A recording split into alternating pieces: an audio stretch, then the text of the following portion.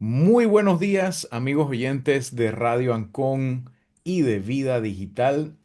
Gracias por estar con nosotros el día de hoy. Gracias, como siempre, por acompañarnos conversando sobre innovación, tecnología y sobre cómo las herramientas tecnológicas pueden ayudarnos a mejorar nuestra vida y nuestros negocios. Antes que nada, un agradecimiento muy especial al equipo de Radio Ancon por permitirnos llegar cada semana a su audiencia y seguir construyendo este espacio donde la tecnología se traduce en oportunidades. Hoy tenemos el placer de conversar con Carlos Alvarado, amigo del programa que nos visita cada vez que puede y que es representante, es director de negocios digitales para Tigo, una de las empresas más influyentes en temas de conectividad y servicios digitales de nuestra región. Con él vamos a hablar hoy sobre cómo las telecomunicaciones pueden ser una palanca de crecimiento para los emprendedores y las pymes, especialmente en este mes de la ciberseguridad, un momento muy importante donde las personas pues toman este tiempo para reflexionar y darse cuenta que la ciberseguridad no es una bala de plata para matar un monstruo, es un proceso continuo que tiene que ser tomado en cuenta por las empresas, no importa del tamaño. Así que, Carlos, bienvenido nuevamente a Vida Digital. Gracias por acompañarnos hoy. Un día que como muchos lunes ha sido un día complicado. Esta entrevista la estamos pregrabando por temas de agenda y hoy lunes pues ha sido un tema bastante discutido en todo el internet y en las noticias y demás, como se ha caído uno de los servicios principales de Amazon, AWS, que en una región en particular que resulta ser que es la primera que escoge la gente, a veces casi sin fijarse, esa región se ha caído y el problema pues ha hecho que muchos servicios que nosotros utilizamos en nuestro día a día se vean afectados. Entonces, me gustaría empezar nada más tocando dentro del ámbito de la ciberseguridad. Hoy en día que hay muchos servicios sobre todo de vigilancia, de proactividad y demás, se están llevando precisamente a la nube y en algunos casos a nubes como la de Amazon. ¿Ha estado sonando tu teléfono como loco esta mañana también? ¿Te ha estado pasando algo similar? Sí, mira, realmente muchas gracias por la entrevista. Como sabes, este mes estamos haciendo todo un roadshow de iniciativas con el tema del mes de la ciberseguridad. Sí, nos han estado llamando algunos clientes que han tenido temas con la caída de AWS. Y ese es un tema muy interesante porque parte de lo que es una estrategia de ciberseguridad está la parte de ciberresiliencia. Es por ello que nosotros recomendamos a nuestros clientes en particular siempre tener una estrategia de disaster recovery. Y muchos de nuestros clientes que están en AWS, pues le tenemos una contingencia, lo que se llama un DRaaS, también hacia nuestra propia nube para minimizar ese riesgo, pero obviamente eso es un proceso que hay que definir y establecer para que funcione apropiadamente. Y bueno, esta caída de Amazon es algo normal y que vamos a seguir viendo en muchos servicios tecnológicos, porque la tecnología no es infalible, por un lado, y por otro lado, el cibercrimen está avanzando a pasos agigantados, ahora apoyado aún más por la inteligencia artificial también, ¿no? Ahora, en el tema de ciberseguridad y desde tu perspectiva, ¿cuáles son los retos más comunes que están enfrentando, sobre todo los emprendedores y pymes que quizás no tienen la educación, el conocimiento o a veces el presupuesto para tratar de incorporar estas tecnologías mejorando su resiliencia? Mira, ese es un tema que hemos analizado muchísimo y justamente hace unos días en un panel lo comentábamos. Y nosotros creemos que realmente las pymes, las pequeñas y medianas empresas, que muchas veces, como bien dices, no tienen el presupuesto o no cuentan con el personal, debieran iniciar su estrategia tecnológica partiendo de la base de tener toda su tecnología as a service. O sea, es decir, todo rentado en una nube, minimizar todo lo que tenga que ver con implementar tecnologías en premisas, desarrollos, evitar tener sus propios servidores, sus propias estrategias de ciberseguridad, porque una cosa es el día cero que tú arrancas, el día uno, pero ya cuando vas en el día 2 3 de tu operación, llámese que ya pues ha corrido un tiempo y que tu negocio va avanzando, muchas veces todos esos temas se dejan de lado, se dejan de vista y puede ser que tú hayas invertido en un muy buen firewall, en un muy buen antivirus, incluso si tu negocio lo ameritaba, una herramienta de detección y respuesta, etcétera. Pero eso se va quedando atrás, es tecnología. Y de repente, si no tienes una persona preparada para administrarla, no la actualizas, no le pones los parches, no le haces nuevas o mejoras en las configuraciones y se te queda atrás. Sí, mi opinión es que todas las pymes deben partir desde la base de que toda su tecnología, desde las estaciones de trabajo, debe ser as a service. O sea, todo incluyendo la tecnología, los servicios tecnológicos, la gestión, la ciberseguridad, todo un esquema de capas donde tú cuentes con todo eso, con un proveedor que te brinde todas esas capas y tú te dediques a tu negocio. Si tu negocio puede hacer comida, hey, tú enfócate en mejorar tu menú. Si tu negocio es hacer ropa, enfócate en hacer mejores diseños y te desconectes totalmente de la tecnología y la dejes en manos de un tercero. Porque cuando tú quieres hacer las dos cosas, tener los dos sombreros, de llevar tu negocio, administrar la tecnología, lo más probable es que una de las dos vaya a quedar mal o en las dos. Entonces, mi recomendación para las pymes es irse de cero, 100% as a service, a nubes, ya sea privadas, públicas o un mix de ambas, y minimizar su riesgo en ese tema tecnológico, que es un riesgo permanente, no es un riesgo que no puedes mitigar o llevarlo a cero, porque siempre va a estar ahí colgando un hilo, ¿no? Así es. Ahora, tanto Panamá como mucho de la región en la que opera Tigo tiene empresas que ya pasan a ser medianas o medianas tirando a grandes, sobre todo empresas multigeneracionales familiares que empiezan quizás de pronto tomando estas recomendaciones y tercerizando muchos de estos servicios y les va muy bien, pero llega un punto en que ya sea porque los costos se empiezan a disparar quizás por no haber planificado adecuadamente en un principio o simplemente pues porque el negocio se mueve a un punto en que ya sea por temas regulatorios o de gobernanza, tienen que repatriar algunos de esos servicios, traérselos de vuelta a su premisa para tener quizás un mejor control o porque las regulaciones se lo exigen. ¿Cómo pueden darse ellos cuenta de o cuáles son los factores que deben tomar en cuenta para determinar cuándo algo no debería necesariamente estar enteramente a la nube o cómo pueden trabajar de una manera que sea híbrida en el sentido de que se apalanquen en los recursos que realmente valen la pena costo efectivamente hablando en la nube versus repatriar algunos de estos servicios? Y mira, ese es un tema muy interesante y está sonando mucho el tema de la repatriación de los datos, porque definitivamente las nubes públicas te cobran, por ejemplo, por todo lo que los datos que transmites, por el I/O de disco, por el almacenamiento, por el procesamiento, y es un tema que va a ir en crecimiento. Creo que es importante monitorear el tiempo que uno lleva utilizando esos servicios y las aplicaciones. Saber decir, oye, mira, ¿sabes qué? Este sistema de nosotros, por decirte un ejemplo, alguien que almacena imágenes vitales. Oye, llevamos 10 años, ahí debemos tener una cantidad de data importante. Entonces, cada cierto tiempo ir depurando, bajando datos a un modelo híbrido. Por ejemplo, nosotros brindamos lo que se llama un Virtual Data Center, donde le ponemos a las entidades aquí en tierra, pero en nuestro data center, en una nube privada, datos que ya no necesitan tener en una nube y le tenemos un híbrido, lo que es un multicloud para minimizar todo lo que es sus consumos en nubes públicas que cada vez se hacen más costosos.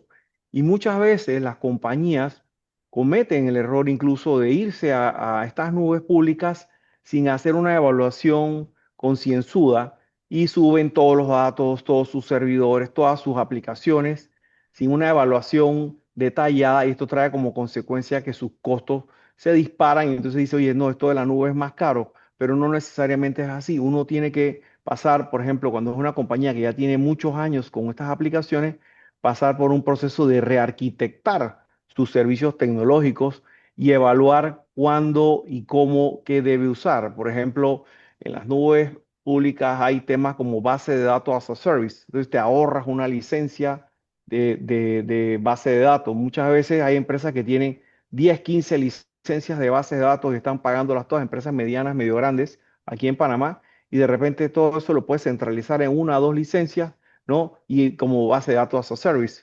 O de repente una aplicación, por decirte, como la aplicación de planilla, que tienes un servidor todo el día en tu oficina sentado consumiendo electricidad, aire acondicionado personal, que nada más corre 2 veces al mes.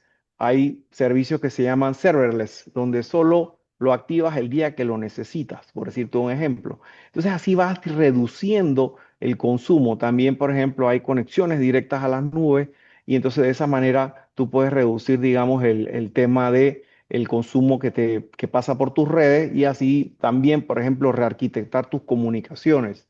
Al rearquitectar tus comunicaciones, hacer una conexión inteligente definida por software, tú también puedes hacer de que tu tráfico se distribuya de mejor manera y así minimizas el consumo de datos. Entonces, no es simplemente, yo siempre le pongo un ejemplo a mis equipos. Yo no sé si se me está cayendo la cédula aquí, por ejemplo, ¿te acuerdas de esa serie, Los Beverly Ricos? ¿No? Que cuando ellos se mudan a la ciudad va el camión y van con el carro que llevan hasta la mecedora en el techo y llevan todo. Así mismo la gente se muda a la nube, las empresas se mudan a la nube sin hacer una evaluación. Ven acá, esto te vas a mudar, esto cabe en mi nuevo apartamento donde hoy, mi apartamento, me voy mudando de una finca hacia un apartamento en la ciudad, todos estos muebles, todo esto cabe allá. Saber bien así cómo uno se está mudando y no es simplemente tomar las cosas y moverlas, sino hacer un análisis apropiado. Y nosotros brindamos, perdón la propaganda ahí, nosotros brindamos esos servicios de apoyar a nuestros clientes en rearquitectar sus aplicaciones. Igual la seguridad, por ejemplo, ciberseguridad es un tema que se ha tornado muy complejo y está muy fraccionado en muchos fabricantes. Y no es culpa de nadie, ni es un error de los directores de tecnología o de ciberseguridad de las empresas haber implementado su estrategia de ciberseguridad de esa manera. Simplemente es cómo vino evolucionando el tema, ¿no? Antes tú tenías un firewall y un antivirus, ahora tienes MDR, XDR, EDR, tienes sandbox, tienes miles de componentes de ciberseguridad. Y entonces, ¿qué pasa? Que eso se hace complejo de administrar, de gestionar, de implementar, y se generan como brechas entre una aplicación y otra, entre un proveedor y otro, y te crea un falso sentido de ciberseguridad. Hoy día la tendencia es ir a consolidando todo esto también en la nube. En la nube todo esto está de una manera consolidada. Tú con un fabricante puedes tener todo eso as a service y te minimizas el impacto que tienen costos hacia tu empresa, administración, implementación, gestión de todas estas tecnologías. Entonces sí es un tema que vale la pena estar revisando continuamente y ver de qué forma se pueden reducir gastos, costos y mejorar lo que es el consumo de recursos propios o de terceros, ¿no? Es un tema que hay que estar constantemente analizándolo y tiene que estar en revisión permanente. Una de las cosas que les ha tocado tener que ver en esta mudanza, así como hablaste de los Beverly ricos, a veces pasa que, por lo menos en mi experiencia, muchas empresas lamentablemente no toman en cuenta a la hora de mudarse que heredan los pecados de la premisa cuando se van a la nube. Tipo, ¿qué te puedo decir? Tú en tu Sí, casa tenías un tanquecito de 25 libras y te mudas a un apartamento, pero entonces ahora no tienes el tanquecito, tienes gas comunal, pero tienes que estar pendiente de las fugas. Y en estos días hemos visto temas de accidentes, de incidentes, de explosiones que se han dado por precisamente mal manejo, malas instalaciones o alguna negligencia en algún lado por parte de ella, sea proveedores, usuarios, etcétera, que no tomaron en cuenta quizás la diferencia entre un sistema y otro y demás.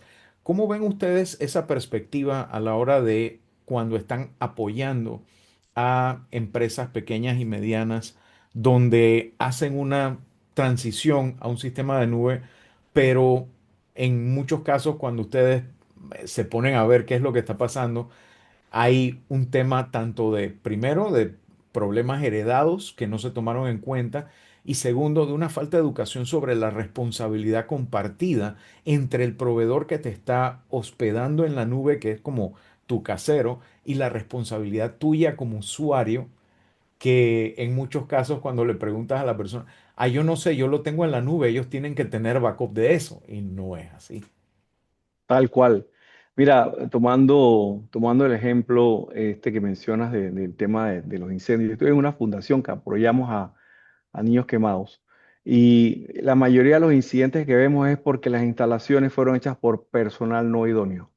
Y es lo mismo, cuando te vas a la nube sin el conocimiento, llegas un día, contratas una cuenta de nube pública, pones la tarjeta de crédito de la compañía, haces un estimado, dices, no, esto me va a costar $500 al mes y te llega una factura de $7,000 porque te moviste todo de forma no idónea y esos casos los vemos mucho y esos clientes son los que dicen, la nube no sirve, la nube es muy costosa porque pues, no lo hiciste apropiadamente.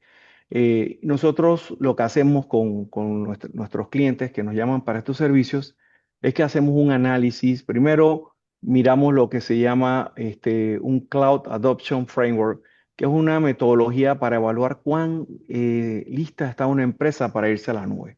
Si los ejecutivos, la alta gerencia, el personal de los usuarios, todos están ready para irse a la nube, porque eso conlleva primero un cambio cultural.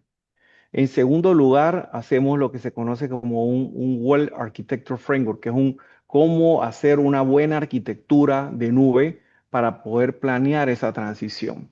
Y luego dentro del proceso, obviamente, muchas veces corresponde irte a la nube como estás, pero se negocia con los fabricantes que te den un crédito inicial mientras tú ajustas tus aplicaciones, las rearquitectas y redefines la forma en que están diseñados tus servicios y de esa manera puedes hacer ese viaje con el menor impacto posible y hacerlo de manera transicionada, ¿no? No es un Big Bang, es una cosa en que vas poco a poco haciéndolo. Nosotros en ese aspecto contamos con un centro que se conoce como el Cloud Excellence Center, que son personas altamente certificadas que apoyamos a nuestros clientes prácticamente sin costo, ¿no? En poder, obviamente, pues el costo sigue después, ¿no? De moverte a la nube con nosotros, ¿no?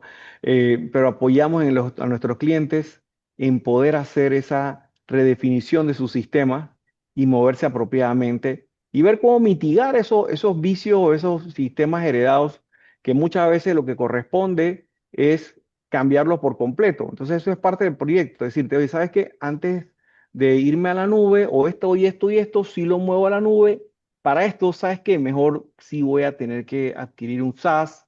Y muchas veces, ¿dónde ocurre? Por ejemplo, con los sistemas de planilla. Eso es algo típico.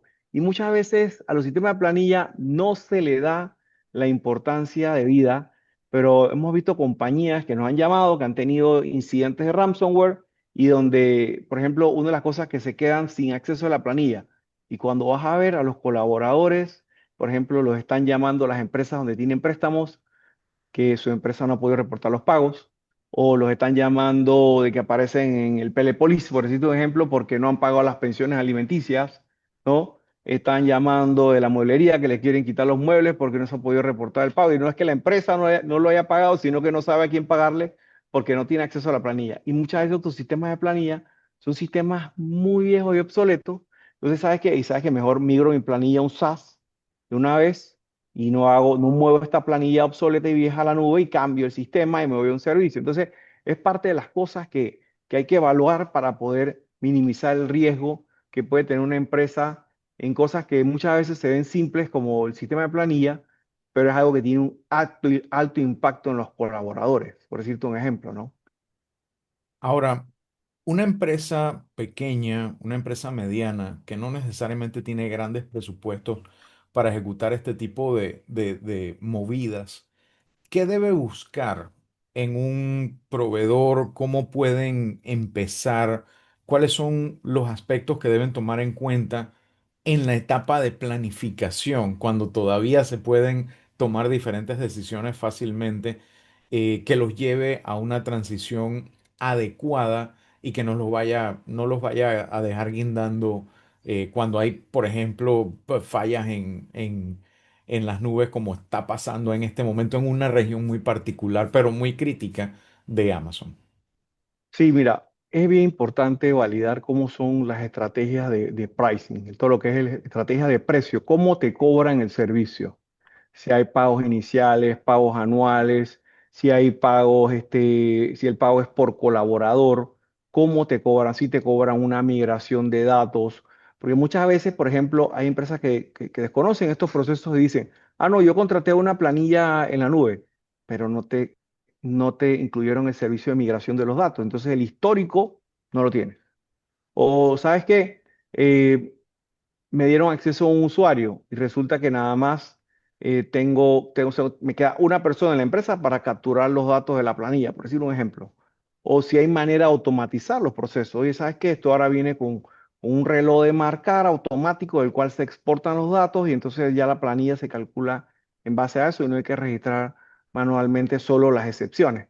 Entonces, tener en cuenta todos los factores, por decirte que inciden como input y output, o sea, que es todo lo que entra a este sistema, ¿no? Y validar, y sabes que todas las entradas que llegaban a mi sistema anterior, cómo van a llegar a este sistema nuevo, y todas las salidas que salían de mi sistema anterior, cómo van a salir de ese sistema. Ah, bueno, el reporte de la Caja de Seguro Social será automático, el reporte, por ejemplo, del tema del impuesto sobre la renta será automático. En el caso de un sistema como este, por ejemplo, en el caso de sistema de compras o de supply chain, oye, ¿sabes qué? Las órdenes de compra ahora salen automáticas hacia los proveedores, o tenemos que mandárselas por un correo, hay que mandarles manualmente.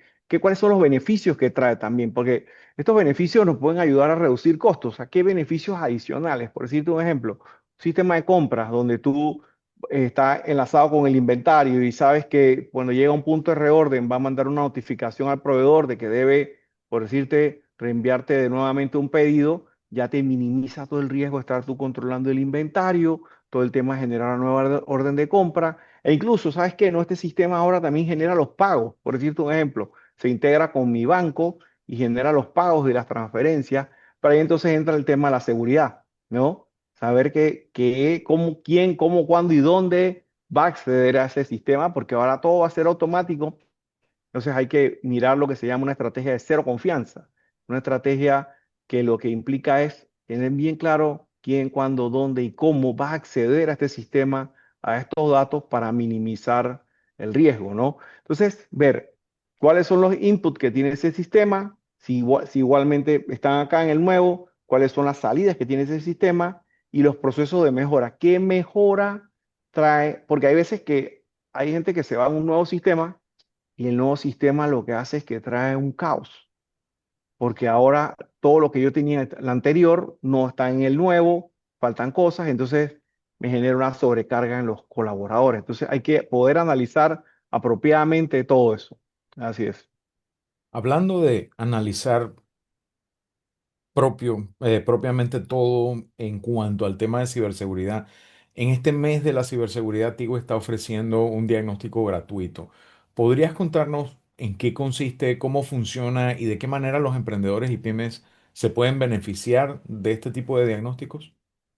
Sí, mira, te cuento.